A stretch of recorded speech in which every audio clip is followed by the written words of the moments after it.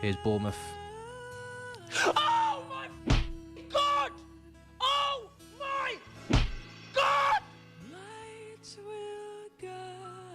Played in behind Chris Wood. And Nottingham Forest are 1-0 up. Chance! 2-1, man! Hell! On ball, plays in behind. Van Dijk looks slow to react to that, really, and he's just left-footed across Alisson into the bottom corner. Oh my God, we had to concede, didn't we? Fuck me, man. What's the point? What is the point anymore? I can't be bothered anymore. 1-0 Forest. 1-0 Forest. One attack, one goal. Semenyo and Chelsea have gone 1-0 up at half-time, and we're losing again. Guys, the wheels are falling off. Visa's just made it 2-1. Just as I'm praising Nathan Ake and Akanji, and we're all over the place at the back there.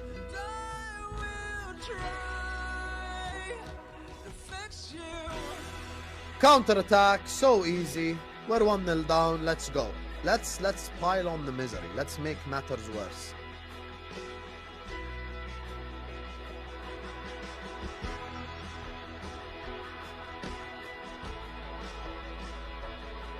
You didn't get a clean sheet, boys. What a shame. Well. So sick of this season. I'm so done with this season, man. They've scored! It's 2-2! Norgard with a header that's... Austin, someone deal! It's flicked on! Oh, they scored, bro! It's ball, and it scores.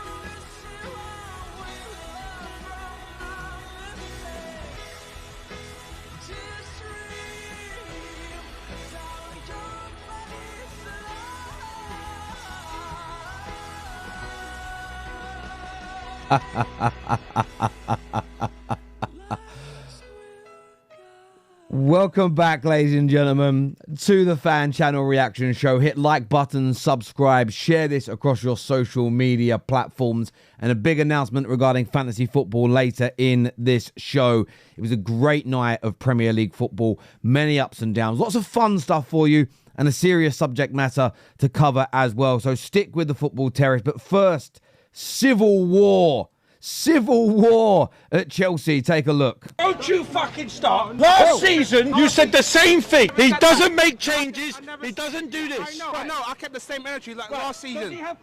It's Fats, man. What's he having got Fats for? 14 fucking injuries. Oh. No, he doesn't. Right, so what's his fucking excuse then? Bournemouth had 12 injuries as well. That's why I blame What's his fucking excuse then? Maresca more than anything. And Fulham? Yes, as and well. Palace? Yes, as and well. Everton? Yes, I did question Maresca a couple of times this season. A couple of times? Yes. You judge the manager when he's got the same players. The same players. Everyone slagged Pochettino off last season. Not good enough, not good enough. Poch last season. Yes, you did. I never slacked Poch last season. After the Carabao Cup final. I never slacked yes, Poch you last did. season. I never slacked Poch Yes, you did. I never slacked Poch last season. Do you know what I'm seeing here, right? Do you know what I'm seeing here? It's the energy games. It's the energy Olympic Games. Now, listen, Fats, I trust him here. I know him. He's been on the show. I've met him face-to-face, in person. Really nice guy.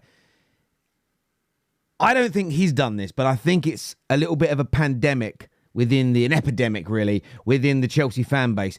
People that would go in hard on Poch last year for bad subs, late subs, people out of position, making mistakes that led to not winning matches. They're a lot softer this time round. And then there are other Chelsea fans that are like, well, hang on. You gave it the big one last year. This season, you're far more timid. Why? What's the difference? And there's probably a legitimate answer. From the outside watching, it's a little uncomfortable because I know Fats. If I didn't know him, I'd probably find the whole thing really funny. So I'm a little biased there. But what do you make of this?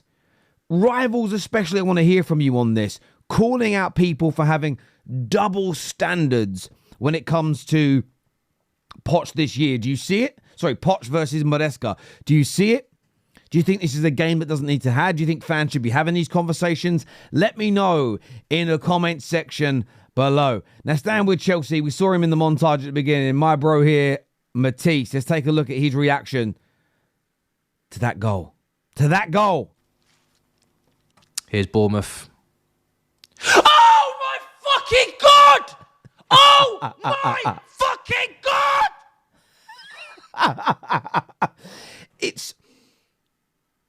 I get it. I understand it. I understand it because Chelsea was so good in that first half. And by the 67th minute, so 22 minutes into the second half, they're 2-1 down and they were staring a loss. 5 games with no win in the Premier League after controlling so much. I almost feel like that reaction isn't just the goal. It was a very good goal, by the way. It's the ramification, sorry, not the ramification, the kind of butterfly effect, the snowball effect on all the previous games. We should be leading by a goal, by 2 goals, by 3 goals. Oh my God, we're drawing. Oh my God, we're losing. And we certainly didn't win. I understand that kind of outcry. I will say one thing about Maresca yesterday. The more I think about it, the more I believe this. Taking off Achimpong, he's playing well up into that moment. Taking him off moments after, I think could be really damaging for his confidence. I'd love to hear from people in relation to that. Now, look, you know I love to play a little bit of fantasy football, and my chosen platform to do it with is Fan Team. Absolutely love it. You can scan the QR code to sign up for free right now. If and when you do that, you get a free entry in tonight's Big Pick 6. And you can see I'm going to do it with you live on the air right now. This is the Big Pick 6. Very simple and easy. You pick 6 players, okay, from the 4 fixtures for tonight's game. It's as simple and as straightforward as that. The only rules and limitations is no more than 3 from any one club. So I'm going to go and have a look here, and I'm going to go to Arsenal. And I know a lot of people are going to disagree with me on this. I'm throwing Kai Havertz in there. And I'll tell you why a little bit later, but I'm putting him into the team. I'm also going to go and have a little look here at Newcastle. And I'm going to go for some usual suspects here with Anthony Gordon. And I'm going to go with Isak in my team. I think that has to be done. I'm going to go to Aston Villa.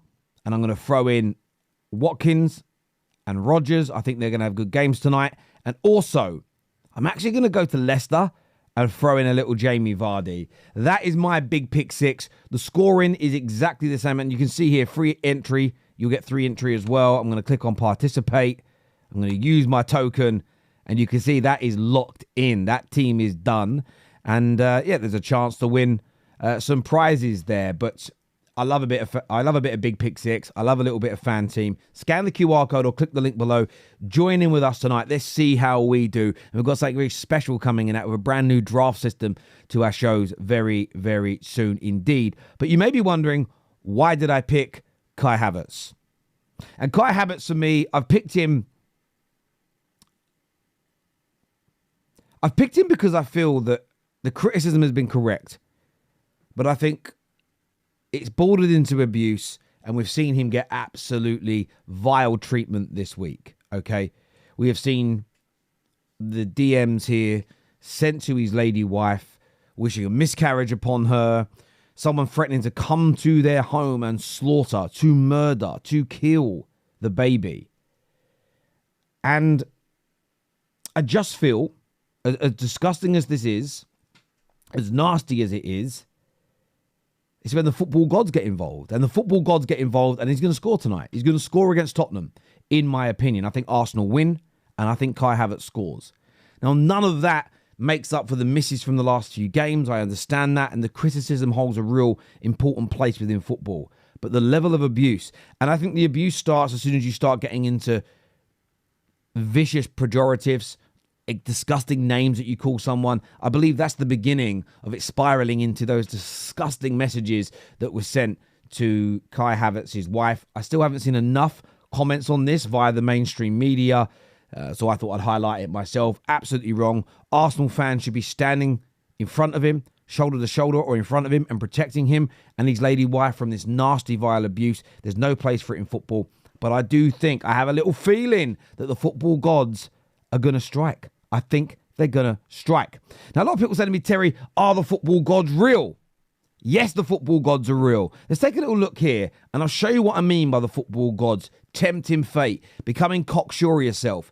But no matter where you're from in the world, okay? No matter what country you're from, doesn't matter your religious background, your faith, just research within your culture or within your religion, tempting fate.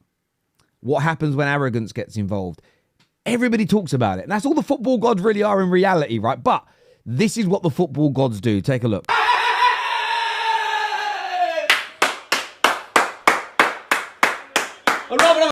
Arsenal have just got the penalty against Man United at the weekend, okay? Just for context. Come on, would you? We won the league Anfield! We won it out of the way! Stamford Bridge, Old Trafford! No one can say the same! Mikel Arteta's our way! We're Arsenal through and through! We'll sing it in and off fight! And then the clock ends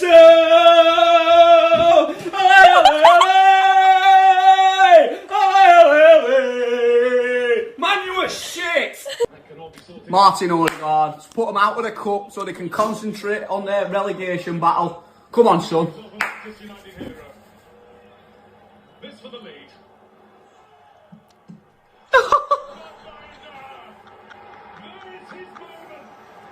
Cheers.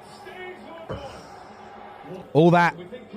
I'm not even worried, to be fair. 20 minutes left. We're down to 10 minutes. Should be down to 9, by the way. So this is what happens.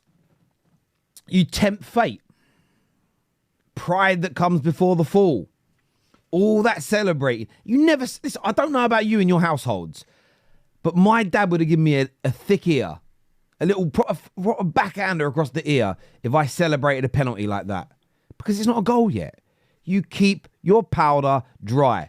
So when anyone goes, say, what do you mean by the football gods? It isn't saying I think we can win today, or this player's good, or yeah, I fancy our chances. That's humble.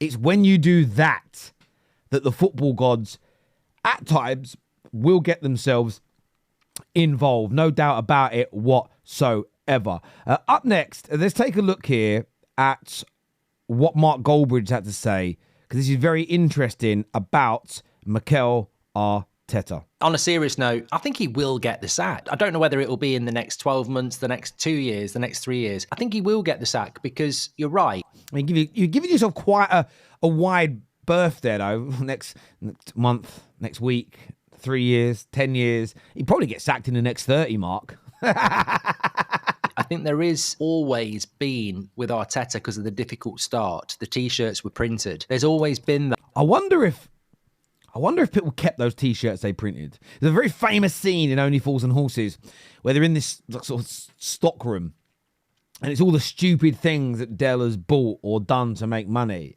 And there was a big box of free Nelson Mandela T-shirts. And the reason why it was funny is because he had them printed thinking, I make some money. He had them printed on like a Saturday. Monday he was meant to go out and sell them. And before he got the chance to sell them, they'd freed him. That's a comedy. But I wonder if there are people out there that got a mass amount of Arteta Out T-shirts made, and then they started doing well. They've been sitting somewhere in a garage. I wonder if they're thinking about getting them out. Lack of faith. And you can paper the cracks from that. But there was a time a few years ago where it was probably 50-50 on the Arteta Out movement, and Arsenal was strong and they were right to be strong, and they've defied logic. They've been in 2 title races. But we said at the start of the season that if Arsenal are going to win the league, they can't afford to slip up at all. They've already dropped the points that are going to stop them winning the league. Do you agree? Do you think there's no way back into this title race now for Arsenal? Signings, no signings. If they win tonight, they go 4 points off top. I'd love to get your opinion on that. But Mark here thinks you can paper over the cracks, but at some point, relatively soon, Mikel Arteta is going to get sacked. Maybe he's changed his mind now after the Zubimendi news. That tells me he's getting at least another season. I could be wrong, but it feels like he's going to get at least another season. Do you agree with Mark's opinion? And do you think if he's right, do you think that's the correct... I can't speak. Do you think that's the correct thing for Arsenal to do? As ever, my people, look after yourselves. Take care. Goodbye. God bless. And I'll see you all again soon. Peace.